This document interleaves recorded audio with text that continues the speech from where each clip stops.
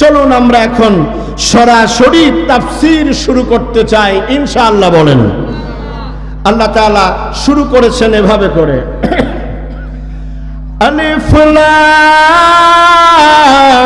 লাম রা।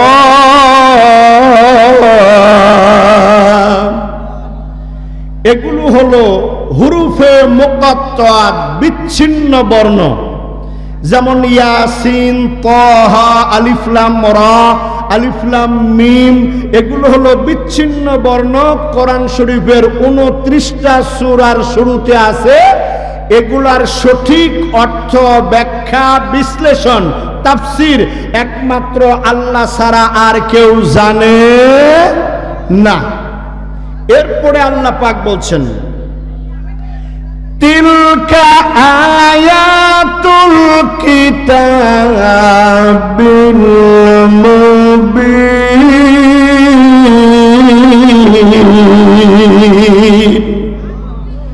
আল্লাহ পাক বলেন এগুলো হলো সুস্পষ্ট কিতাবের বাণী, আয়াত, নিদর্শন। কোরআনকে আল্লাহ মুবিন বলেছেন, সুস্পষ্ট বলেছেন। আল্লাহু আকবার বলেন। কোরআনকে আল্লাহ কি বলেছেন? দুর্বোধ্য বলেছেন না সুস্পষ্ট বলেছেন? সুস্পষ্ট কোরআন এটা। এর মধ্যে দুর্বোধ্যতা নাই, ভেজাল নাই, বোঝা যাবে না এমন কিছু নাই। এর মধ্যে হালালকে সুস্পষ্ট করা হয়েছে, হারামকে সুস্পষ্ট করা হয়েছে, জান্নাতে যাওয়ার রাস্তা সুস্পষ্ট করা হয়েছে, জাহান্নামে যাওয়ার রাস্তা সুস্পষ্ট করা হয়েছে, জান্নাতীদের গুণাবলী সুস্পষ্ট করা হয়েছে, জাহান্নামীদের গুণাবলী সুস্পষ্ট করা হয়েছে।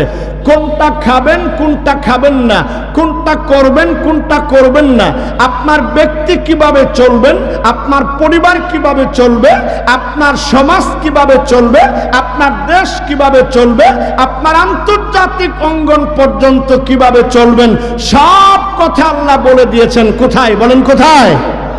কোরআনের মধ্যে সব সমস্যার সমাধান আছে, আল্লাহ দিয়েছেন পবিত্র কোরআনে। আল্লাহু আকবার বলেন। ও দুনিয়ার মুসলমানরা, কোন পাগলে তোমাদেরকে শোনাইছে কোরআন তোমরা বুঝবা না? এই কথা যারা বলে ওরা সুস্থ না, মানসিকভাবে পাগল। আল্লাহ রাব্বুল আলামিন ওদেরকে হেদায়েত দান করুক, বলি আল্লাহুম্মা আমিন।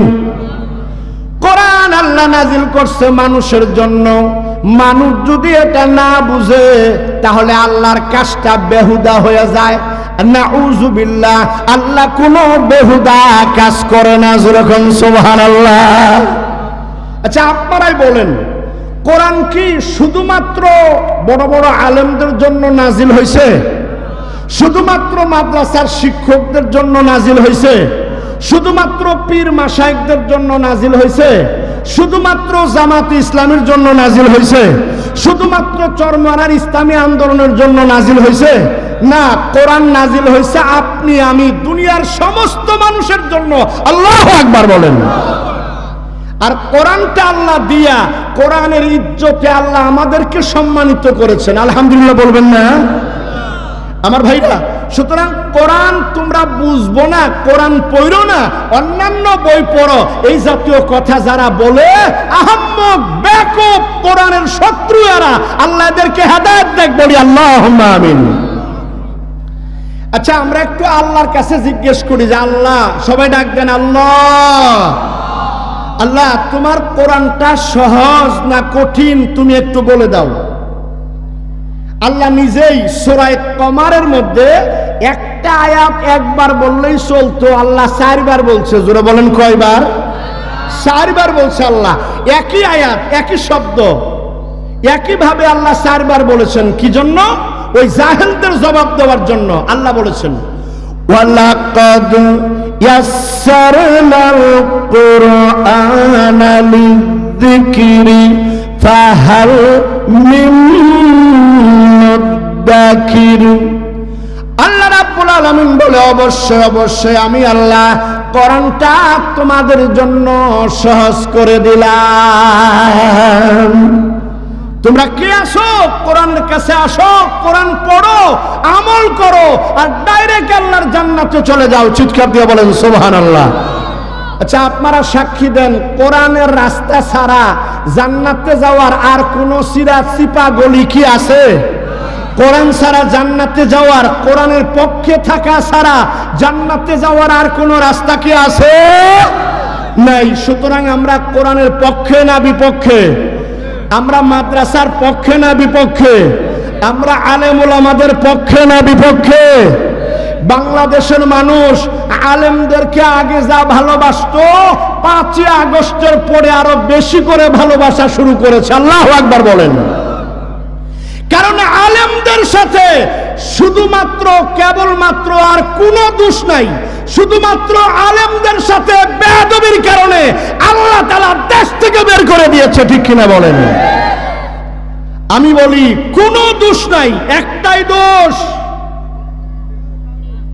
একটাই দোষ। গোটা পৃথিবীর অর্ধ শতাধিক দেশে তাফসীর করেছেন। বাংলার সম্পদ, কোটি কোটি মুসলমানের হৃদয়ের স্পন্দন, কোরআনের পাখিকে তোমরা শহীদ করে দিয়েছ। এই জন্যই আল্লাহ তোমাদেরকে দেশেও রাখে নাই, বাইরে বের করে দিছে। মামু বাড়ি দিল্লি গিয়া পড়ছো। চিৎকার দিয়ে বলেন নাউজুবিল্লাহ। আমার ভাইরা, সুতরাং বাংলাদেশের মানুষ বুঝছে আলেমদের সাথে বেয়াদবি করলে আল্লাহ কিভাবে তাদেরকে বেইজ্জতি করে। নাউজুবিল্লাহ বলবেন না? তবে সাবধান, ওরা আমাদের শত্রু না, ওরা আমাদেরই ভাই। আমরা ওদের জন্য আজকের কোরআনের মাহফিলে দোয়া করি, আল্লাহ যেন হযরত উমরের মতো ঈমান নসিব করে ইসলামের পক্ষে কাজ করতে পারে। বলি আল্লাহুম্মা আমিন। ভুল করবেন না, কাউকে শত্রু বানাবেন না। আমরা ওদের হেদায়েত চাই, ওরাও হযরত উমরের মতো জান্নাতি মানুষ হয়ে যাক। বলি আল্লাহুম্মা আমিন। আমার ভাইরা, কোরআন যে সুস্পষ্ট, এর একটা বাস্তব দৃষ্টান্ত দেই। আপনাদের এই চন্দ্রাবাদ হাফিজিয়া মাদ্রাসায় ছোট্ট ছোট্ট বাচ্চারা হেফজখানায় পড়তেছে, পিচ্চি বাচ্চা হাফিজ হয়ে যায়। আল্লাহু আকবার। আচ্ছা, আপনারা যদি একটা ছোটি বই দেই, আর এই বইটা যদি আপনি মুখস্থ করার চেষ্টা করেন, বলেন তো প্রথম থেকে শেষ পর্যন্ত আপনি কি মুখস্থ বলতে পারবেন? পারবেন না। শব্দে শব্দে দাড়ি কমা সব ঠিক রেখে বলতে পারবেন না। কিন্তু কোরআনটা যে সহজ, এটাই তার দলিল। মাতৃভাষা নয়, মাতৃভাষা নয়, নিজের ভাষা নয়, মায়ের ভাষা নয়। এরপরেও হাজার হাজার ছোট্ট বাচ্চারা গোটা কোরআন মুখস্থ করে সিনার মধ্যে জমায় নিছে। আল্লাহু আকবার বলেন। আমি অবাক হয়ে যাই, এই বিশাল কোরআনটা সিনার মধ্যে। গত রমজান এক মসজিদে তারাবি পড়লাম, পিচ্চি একটা হাফেজ সাহেব, কি চমৎকার তেলাওয়াত, মনে হয় আকাশ থেকে ওহী নাজিল হচ্ছে। আল্লাহু আকবার।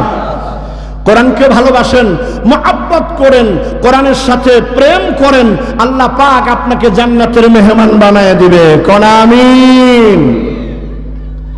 কোরআন সুস্পষ্ট, সবাই পড়বেন। যারা বাংলা পড়তে জানেন, এখন অর্থ বের হয়েছে, ব্যাখ্যা বের হয়েছে, কিনবেন, পড়বেন, কোরআন বুঝবেন, আমল করবেন, আর জান্নাতে চলে যাবেন ইনশাআল্লাহ।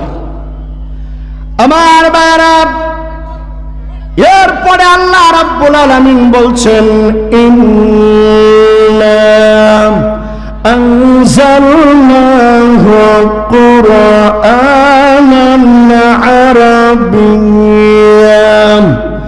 লাআল্লাকুম তা'কিলুন।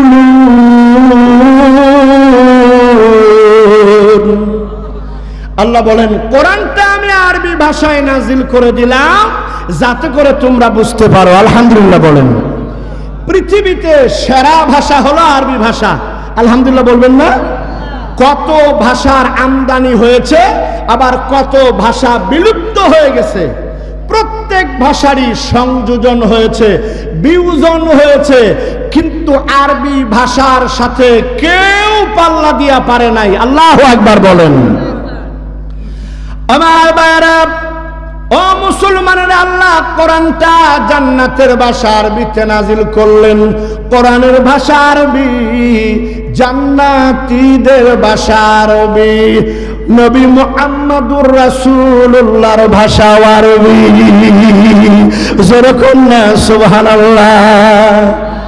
আমার বাইরে, আমার বন্ধুরা যারা আসতেছেন দ্রুত ঢুকে বসে পড়েন, দ্রুত বসে পড়বেন, কথা বলবেন না, এদিক ওদিক তাকাবেন না, একটু জিকির করেন লা ইলাহা ইল্লাল্লাহ,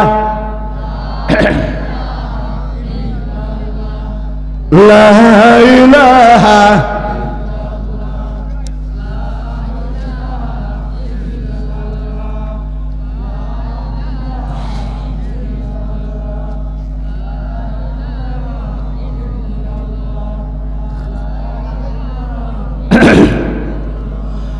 লা ইলাহা ইল্লাল্লাহ, লা ইলাহা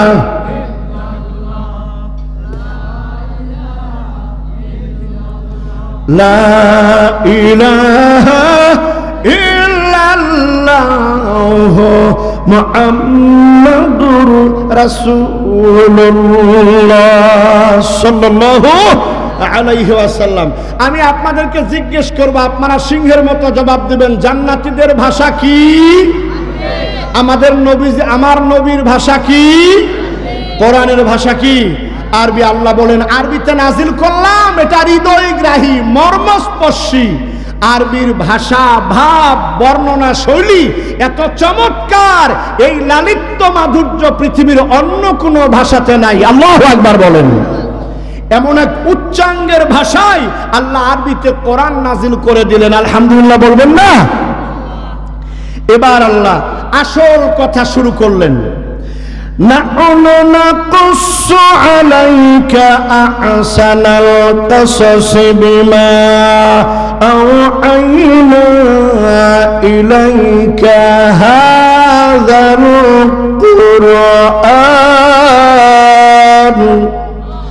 আল্লাহ রাব্বুল আলামিন বলে, বন্ধু আমি আপনার কাছে ওহী করে কোরআন বানায়া একটা কাহিনী, একটা ঘটনা, একটা কিচ্ছা আপনারে সত্য সহকারে শোনায়া দেব। আচ্ছা, আল্লাহ যেই ঘটনা বলবেন সেই ঘটনা সত্য হবে না মিথ্যা হবে? একেবারে একুরেট হবে।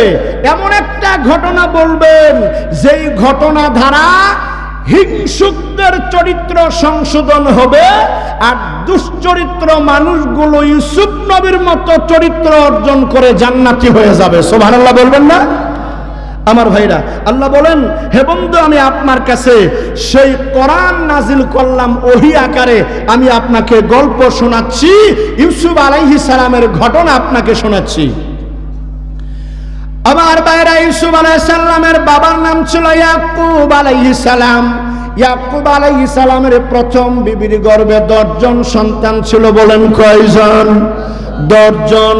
আর দ্বিতীয় বিবি রাহিলের গর্ভে 2 জন সন্তান, একজনের নাম ইউসুফ আর একজনের নাম হলো বেনিয়ামিন। এই 2 জন দ্বিতীয় বিবি রাহেলের গর্ভে জন্মগ্রহণ করে। হযরত ইউসুফ আলাইহিস সালাম যখন দুনিয়াতে আগমন করবেন, ইয়াকুব আলাইহিস সালাম দ্বীনের দাওয়াত নিয়ে সিরিয়াতে ছিলেন।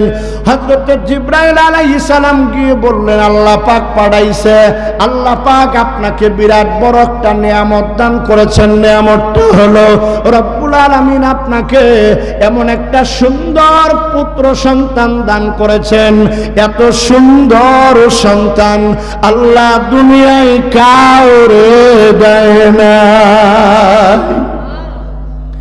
তাফসীরের কিতাবের মধ্যে আছে, গোটা দুনিয়ার সৌন্দর্যকে আল্লাহ 10 ভাগে ভাগ করেছেন। বলেন কয় ভাগ? 10 ভাগে ভাগ করে আল্লাহ পাক 1 ভাগ সৌন্দর্য দুনিয়ার মানুষকে দিয়েছেন, সব কিছুকে দিয়েছেন। আর বাকি 9 ভাগ সৌন্দর্য একা নবী ইউসুফকে দান করেছে। কত সুন্দর ছিলেন। অথচ জিবরাইল আমিন বললেন, ইয়াকুব নবী আপনার দাওয়াতি মিশন এখানে স্টপ করেন, আপনি একটু বাড়ি যান, কেনানে যান। আল্লাহ পাক রাহিলের গর্ভে নিয়ামত দান করেছে, এমন একটা সুশ্রী সন্তান দান করেছে। আল্লাহু আকবার বলেন। ইয়াকুব আলাইহিস সালাম কাফেলা গুটাইয়া চলে আসলেন কেনানে। এসে দেখলেন ইউসুফ আলাইহিস সালামকে। এক নজর ইউসুফ আলাইহিস সালামকে দেখে ইয়াকুব আলাইহিস সালামের কলিজা ভরে গেছে। উনি ইউসুফ আলাইহিস সালামকে কুলে নিয়ে সুমা দিয়া সিদ্ধান্ত নিলেন 1000 বকরি জবাই করে গরিব দুঃখীদের দাওয়াত করে পুত্র পাওয়ার শুকরিয়া আদায় করলেন। জোরে বলেন সুবহানাল্লাহ। এবার ইউসুফ আলাইহিস সালাম বড় হতে লাগলেন। আস্তে আস্তে বড় হচ্ছেন ইউসুফ আলাইহিস সালাম। যখন কথা বলতে পারেন, হাঁটতে পারেন, চলতে পারেন। আচ্ছা আপনারা বলেন, অন্য 11 ভাই নবী হবে না আর ইউসুফ আলাইহিস সালাম নবী হবে না? তাদের চরিত্র আর ইউসুফ আলাইহিস সালামের ব্যবহার কি এক সমান হবে? জোরে বলেন, এক সমান হবে? আমার ভাইরা কান মন লাগান। হযরত ইউসুফ আলাইহিস সালাম বড় হচ্ছিলেন। তার কথা, তার ব্যবহার, তার আচরণ, তার আদব কায়দা দেখে ইয়াকুব আলাইহিস সালাম মোমের মতো গলে গেলেন। পুত্র ইউসুফ আলাইহিস সালামকে ভালোবাসতে শুরু করলেন।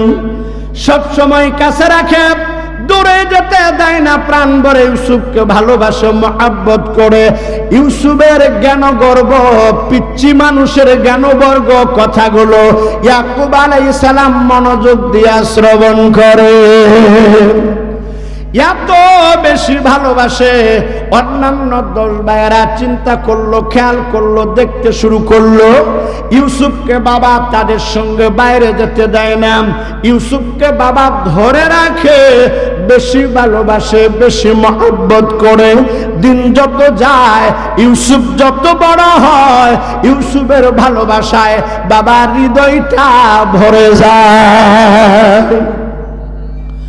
অন্য যেই 10 ভাই ছিল, ওই 10 ভাইয়ের ব্যবহার সবার এক সমান ছিল না, কথা এক সমান ছিল না, ব্যবহার এক সমান ছিল না। কিন্তু ইউসুফ আলাইহিস সালামের ব্যবহারে কোমলতায় ইয়াকুব আলাইহিস সালাম গর্ববোধ করলেন, ইউসুফকে ভালোবাসতে শুরু করলেন। জোরে বলেন সুবহানাল্লাহ। আমার বন্ধুরা খেয়াল করেন, এই দিক দিয়া 10 ভাইয়ের মনে হিংসা তৈরি হয়ে গেল। বাবা কেন ইউসুফকে এত বেশি ভালোবাসে, আমাদেরকে কেন ভালোবাসে না? ইতিমধ্যে ইউসুফ আলাইহিস সালাম বাবার কাছে গিয়ে বললেন। একদিন ভোরবেলা বাবার কাছে দৌড়াইয়া হাজির হয়ে যায়। ডাক দিয়া বলে, বাবা গেল রাত্রিবেলা স্বপ্নের মধ্যে দেখলাম 11টা নক্ষত্র, চন্দ্র আর সূর্য, এই 13টা জিনিস আমার পায়ের সামনে সেজদায় পড়ে গেছে। ইয়াকুব আলাইহিস সালাম বুঝলেন, বাবা এই স্বপ্নটা তোমার নবুয়তের স্বপ্ন, এই স্বপ্নটা তোমার মর্যাদার স্বপ্ন। ওই 11টা নক্ষত্র মানে 11 ভাই, 11 ভাইয়ের চাইতে তোমার মর্যাদা বেশি হবে। ওই সূর্য মানে আমি বাবা, আর চন্দ্র মানে তোমার মা। বাবারে, তোর ভাইরা এমনি তোরে বাঁকা চোখে দেখে, স্বপ্নের কথা ভাইদের কাছে বলা যাবে না। হযরত ইউসুফ আলাইহিস সালাম ছোট মানুষ, গোপন রাখতে পারলেন না। ভাইদের কাছে স্বপ্নটা কেমনে জানি প্রকাশ হয়ে গেল। ভাইরা বড় দুশ্মন হয়ে গেল। কিভাবে হযরত ইউসুফ আলাইহিস সালাম থেকে প্রতিশোধ নেওয়া যায়, কিভাবে বাবার কাছ থেকে তাকে সরানো যায়, এই জন্য তারা সিদ্ধান্ত নিল। রব্বুল আলামিন বলেন, ওরা বাকি 10 ভাই মিলে একটা মিটিং করলো, একটা সিদ্ধান্ত মিটিং করলো, ইউসুফকে বাবার কাছ থেকে কেমনে সরানো যায়, বাবার কাছ থেকে কেমনে দূরে সরানো যায়। ওই মিটিং এর মধ্যে একজন দাঁড়াইয়া প্রস্তাব দিয়ে দিছে, উকতুলু ইউসুফা। চিৎকার দিয়ে বলেন নাউযুবিল্লাহ। একজন দাঁড়ায়া প্রস্তাব দিছে, ইউসুফকে আর সুযোগ দেওয়া যাবে না। বাবার সব ভালোবাসা ইউসুফ নিয়ে নিছে, আমরা বঞ্চিত। কি করা লাগবে? উকতুলু ইউসুফ। আল্লাহ কোরআনে বলেন, ইউসুফকে সোজা আমরা খুন করব, হত্যা করব। চিৎকার দিয়ে বলেন নাউযুবিল্লাহি মিন যালিক। আমরা ইউসুফকে মেরে ফেলবো। আবিতরা উহু আরদাই ইয়াখলু লাকুম। অথবা আমরা ইউসুফকে নিয়ে দূরে একটা জায়গায় ফেলে এসে আসব, যেখান থেকে ইউসুফ আর আসতে পারবে না। আমরা বাবার কাছে থাকবো, বাবার সেবা করব, বাবা আমাদেরকে ভালোবাসবেন। মিটিং চলছিল, এমন সময় একটা ভাইয়ের নাম ছিল ইয়াহুদা। ইয়াহুদা চিন্তা করলো যে আমরা নবীর ছেলে, নবীর সন্তান, আমরা তো মানুষ খুন করতে পারি না, খুন করা হচ্ছে সবচাইতে বড় জঘন্য অপরাধ। জোরে বলেন নাউজুবিল্লাহ। আচ্ছা আপনারাই বলেন, খুন কি হালাল না হারাম? সগীরা গুনাহ না কবিরা গুনাহ? যারা বলেন নাই তাদের কাছে মনে হয় সগীরা গুনাহ। জোরে বলেন তো, খুন কি হালাল না হারাম? সগীরা গুনাহ না কবিরা গুনাহ? যারা মানুষ খুন করে, একজন মানুষকে অন্যায়ভাবে খুন করলে তাম দুনিয়ার মানুষকে খুন করার গুনাহ দিয়া তারে জাহান্নামে নিক্ষেপ করা হবে। জোরে বলেন নাউজুবিল্লাহ। আর কেউ যদি একজন মানুষকে বাঁচায় দিল, আল্লাহ পাক তাকে সে যেন গোটা পৃথিবীর মানুষকে বাঁচায় দিল এই পরিমাণ মর্যাদা দান করবেন। জোরে বলেন সুবহানাল্লাহ। বড় ভাই দাঁড়ায় বলল, আমরা নবীর সন্তান, আমরা তো খুন করতে পারি না। বলে তাহলে কি করা যায়? উনি প্রস্তাব দিলেন, শোনো, আমরা বাবাকে বুঝাইয়া ইউসুফকে মাঠে নিয়ে যাব, আর মাঠে নিয়ে পাশে যে জঙ্গল আছে একটা অন্ধকার কুয়ার মধ্যে আমরা ফেলে দিব। অন্ধকার কূপ থেকে কোনো পথিক যদি কুড়াইয়া নিয়ে যায় তাহলে তো চলে গেল বহু দূরে, আমাদের মতলব সিদ্ধ হলো, আমরা খুনিও হইলাম না। সবাই মিলে এটা রায় দিল, এটা ওদের পার্লামেন্টে পাশ হয়ে গেল। ইউসুফ আলাইহিস সালামকে অন্ধকার কূপের মধ্যে ফেলে দেওয়া হবে। আপনারা বলেন তো, এই 11 ভাইয়ের সিদ্ধান্ত কেউ না জানলে কে জানে? জোরে বলেন কে জানে? আরো জোরে বলেন কে জানে? যার কেউ নাই তার কে আছে? আল্লাহ আমার রব, এই রবই আমার সব। আল্লাহ আমার রব, এই রবই আমার সব। আমার ভাইরা, ইউসুফ আলাইহিস সালামের ব্যাপারে ডিসিশন নিয়ে বাবার কাছে হাজির হয়ে গেলাম। বাবার কাছে হাজির হইয়াম, বাবাকে ডাক দিয়ে বলে, বাবা, ইউসুফের ব্যাপারে আপনি আমাদেরকে বিশ্বাস করেন না, আপনি ইউসুফকে আমাদের সাথে দেন না, আপনি আমাদের সাথে কেন দেন না?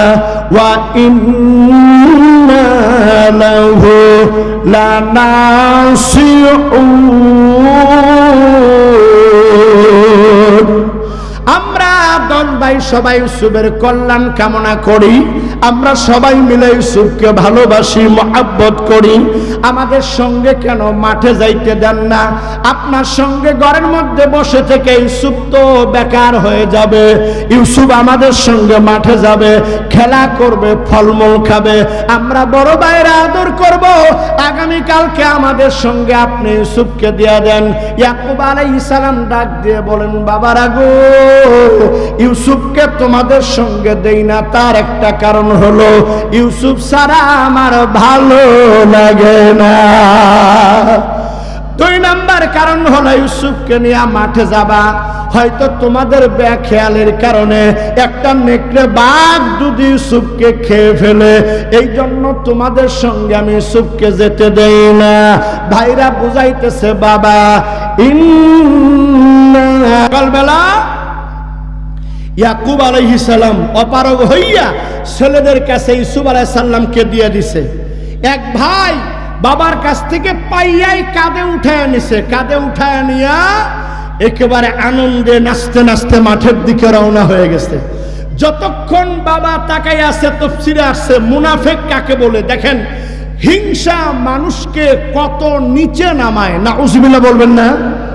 আচ্ছা, আপনার আগে সাক্ষী দেন, কোন হিংসুক কি আল্লাহর জান্নাতে যাবে? লেখে নেন, যার দিলের মধ্যে যারা পরিমাণ হিংসা আছে, এরকম হিংসুককে আল্লাহ জান্নাতে দিবেন না, দিবেন না, দিবেন না। চিৎকার দিয়ে বলেন নাউজুবিল্লাহ।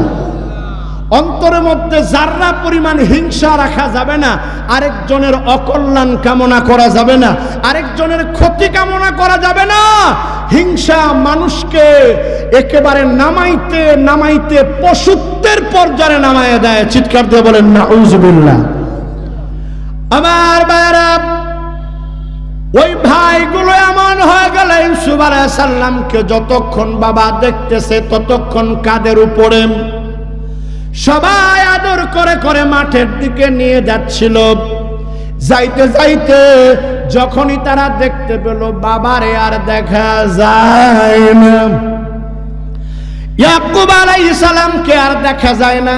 দেখার সঙ্গে সঙ্গে ইউসুফ, ছোট্ট বাচ্চা ইউসুফ, তাফসীরের কিতাবের মধ্যে আসছে যতগুলা বয়স আসছে তার মধ্যে নিম্ন বয়স 12 বছর। 12 বছরে ইউসুফ আলাইহিস সালামকে কাঁধের থেকে বাইরে ধপ করে রাস্তার মধ্যে ফেলে দিয়েছে। এক ভাই মারে আঘাত করে ইউসুফ আলাইহিস সালাম চোখের পানিগুলো ছেড়ে দিয়া কান্দে আর ডাক দিয়া বলে, তোমরা না বাবার কাছে ওয়াদা দিয়েছো আমাকে হেফাজত করবা, আমার রক্ষণাবেক্ষণ করবা, এখন তোমরা রাস্তার মধ্যে ফালাইয়া আমার মারো কেন? এক ভাই মারে আরেক ভাইয়ের কাছে যায়, আরেক ভাই মারে আরেক ভাইয়ের কাছে যায়, যার কাছে যায় গো কেউ ইউসুফ নবীরে শান্তি দেয় না। ওই ভাইদের মধ্যে একটা ছিল বেশি খারাপ। হযরত ইউসুফ আলাইহিস সালামকে ধাক্কা দিয়ে জমিনের মধ্যে ফেলে দিয়া ছোট্ট বাচ্চা বুকের মধ্যে উঠে গলার মধ্যে চাপ দিয়া ধরছে, ইউসুফ রে তোর জন্য বাবা আমাদের ভালোবাসে না, তোরে ভালোবাসে, আজকে তোরে রাস্তার মধ্যেই দুনিয়ার থেকে বিদায় করে দেব। হযরত ইউসুফ আলাইহিস সালাম ছোট্ট ইউসুফ নবী চোখের পানিগুলো ছেড়ে দিয়া কান্দে আর বলে, ভাইরা গো আমারে মেরো না, বাবার চোখের পানি বন্ধ করতে পারবা না। বারবার অনুরোধ করে, আমারে মেরো না, আমারে মেরো না, আমি তোমাদের কোনো ক্ষতি করব না। কিন্তু কে শোনে কার কথা? প্রায় মারার উপক্রম, গলার মধ্যে হাত দিয়া দিছে। ওই বড় ভাই আহুদা ডাক দিয়া বলে, তোরা আমার ওয়াদা দিছস ইউসুফের মারবি না, ওই অন্ধকার কূপের মধ্যে ফেলবো, ইউসুফকে ছেড়ে দে। জোর করে সারাইয়া তখনকার মতো ইউসুফ নবীরে আল্লাহ বাঁচাইয়া দেয়। জোরে কন্যা সুবহানাল্লাহ। বাঁচাবার মালিক জানি কে? আরো জোরে বলেন, বাঁচাবার মালিক কে? মারার মালিক কে? হায়াতের মালিক কে? আমার ভাইয়েরা, ইউসুফ আলাইহিস সালামকে নিয়ে কুয়ার কাছে হাজির হয়ে গেল। ওই অন্ধকার কুয়ার মধ্যে ফেলে দেওয়ার জন্য হাজির হয়ে গেল। ভাইরা রশিগুলো বের করে ইউসুফ আলাইহিস সালামের জামাটা খুলে ফেললেন। ওই জামাটা খুলে হাত পা মজবুত করে বাঁধলেন, হাত পা মজবুত করে বেঁধে ওই কুয়ার মধ্যে ফেলার জন্য ইউসুফ আলাইহিস সালামকে তৈরি করলেন। একটু জোরে বলা যাবে কি নাউযুবিল্লাহ? আমার ভাইরা, কুয়ার মধ্যে যখন ইউসুফ আলাইহিস সালামকে ফেলে দিবে, আমার আল্লাহ জিবরাইল আমিনকে ডাক দিছে, ডাক দিয়া বলে, জিবরাইল আমার ইউসুফকে কিছুক্ষণের মধ্যে কুয়ার মধ্যে ছেড়ে দিবে, তুমি যাও আমার ইউসুফের কাছে ওহী শোনায় দাও, ইউসুফ যেন ভয় না পায়, চিন্তা যেন না করে। ওয়া আওহাইনা ইলাইহি লাতুনাব্বিআন্নাহুম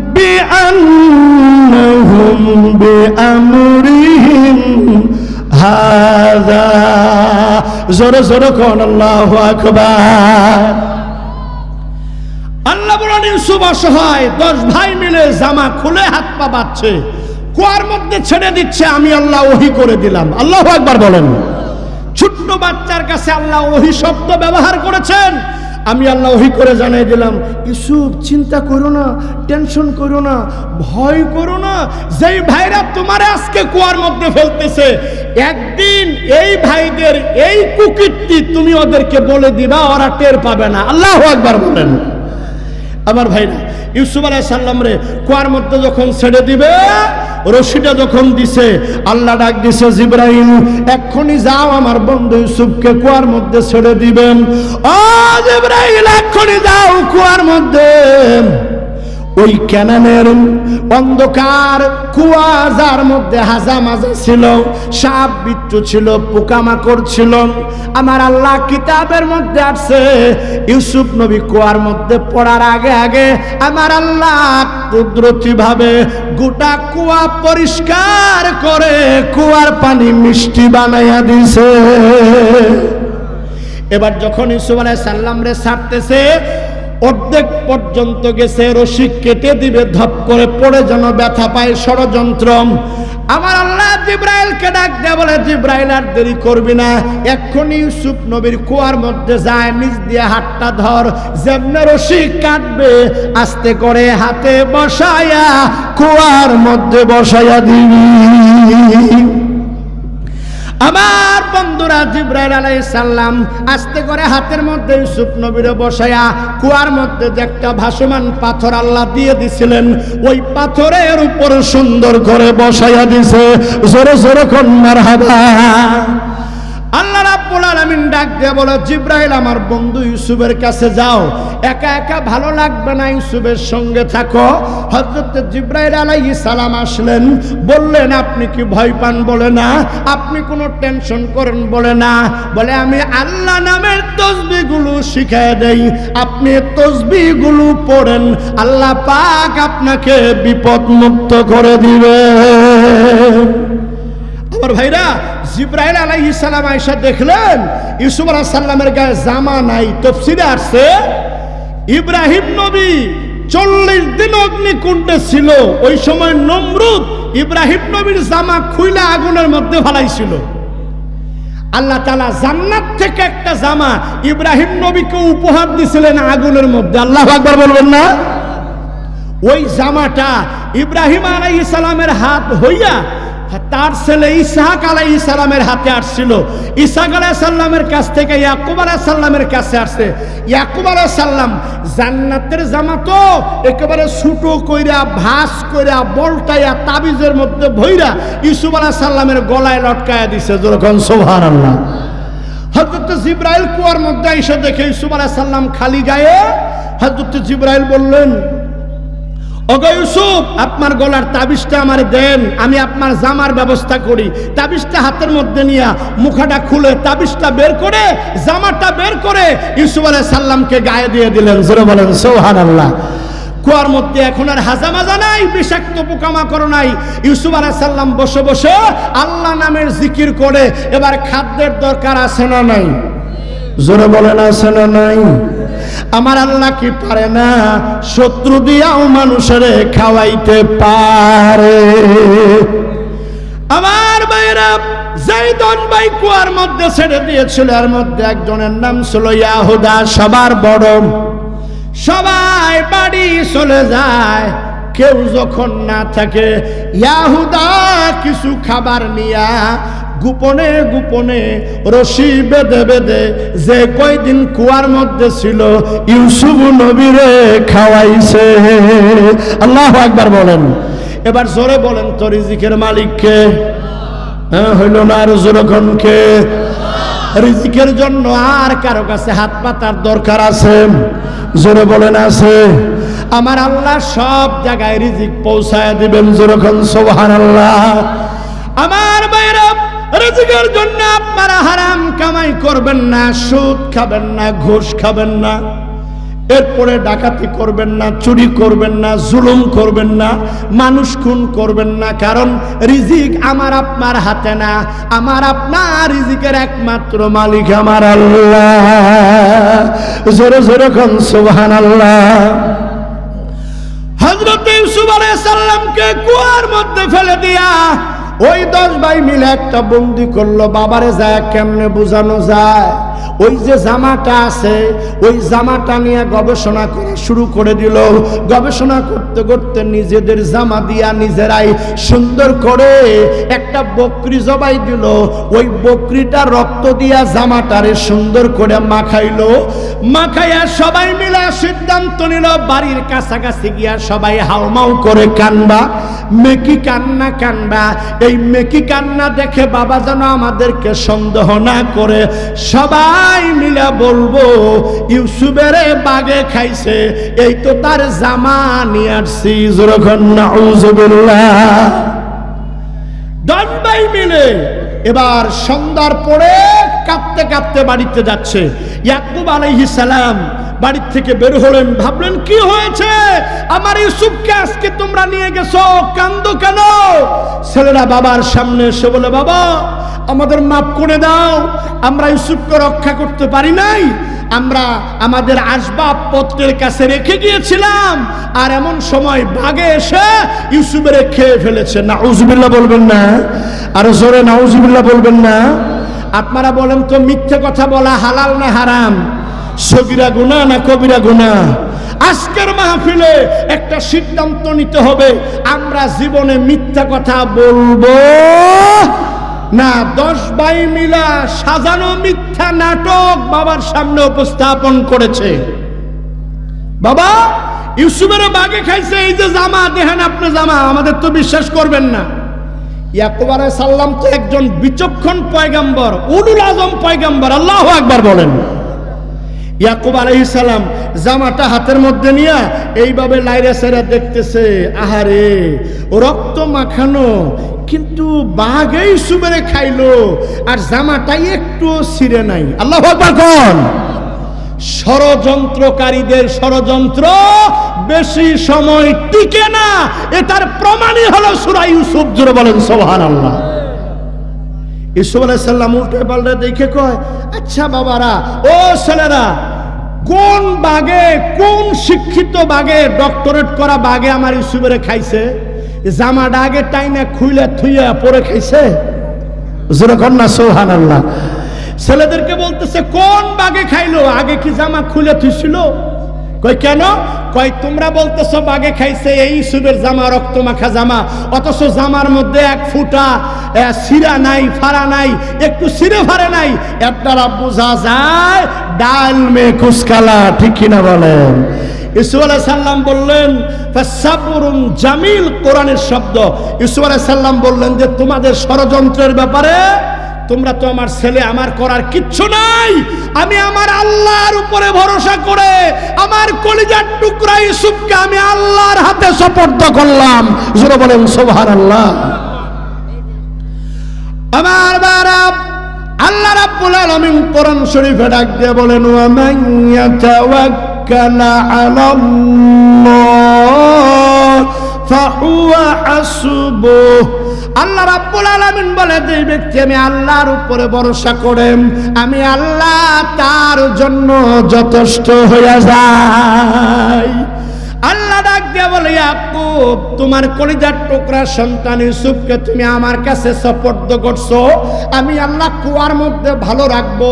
এমন শুধু তাই না, তুমি আমার উপরে ভরসা করেছো, এই জন্য আমি আল্লাহ যেই কুয়ার এক পাশ দিয়া ভাইয়ারা কুয়ার মধ্যে ফেলছে, ওই কুয়ার মধ্য থেকে উঠাইয়া আমি আল্লাহ মিশরের প্রেসিডেন্ট বানাইয়া দিব। আল্লাহ পারে কিনা বলেন? জোরে বলেন, পারে কিনা? একটা বাস্তব দৃষ্টান্ত দেই, একটা বাস্তব মিলে গেছে। বর্তমানে 2টা যুবক ছেলে উপদেষ্টা পরিষদে আছে, একটার নাম হলো নাহিদ, একটার নাম কি?